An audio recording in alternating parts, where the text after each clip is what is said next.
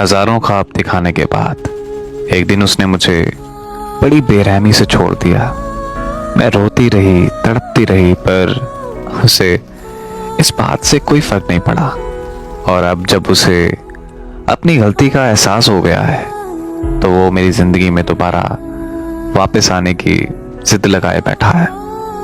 पर अब शायद मेरे लिए दोबारा पहले जैसी हो जाना नामुमकिन है।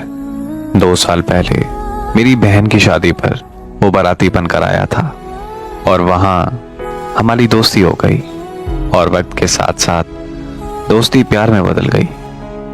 जिंदगी बहुत ही खूबसूरत लगने लगी थी मुझे।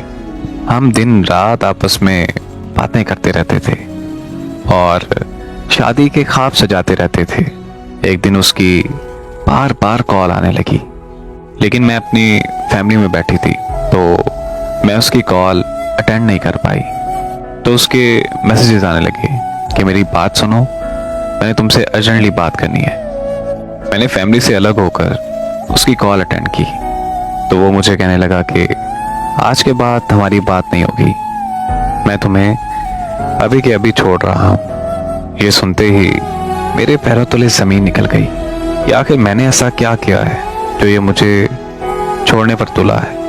और जब मैंने उससे वजह पूछी तो मुझे कहने लगा कि तुमने मेरी बहन के बारे में रिश्तेदारों में गलत बोला है। मैंने उसे बहुत समझाने की कोशिश की कि मेरा यकीन करो यार कि मैंने ऐसा कुछ नहीं किया और मैं भला ऐसा क्यों करूँगी।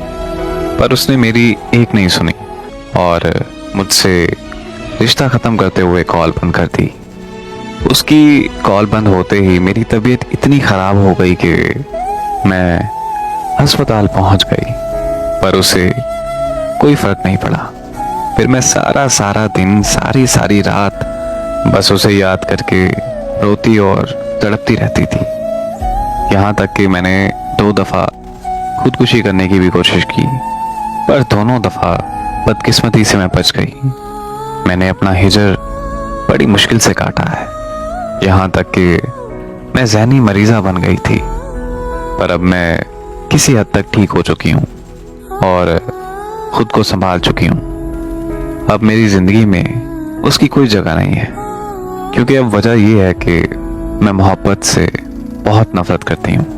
तो अब मैं उसे हाथ छोड़कर गुजारिश करती हूँ कि अब वो चला जाए, क्योंकि वो जिसे मुझ में तलाश करने आया था वो तो कब की इस दुनिया से जा चुकी है।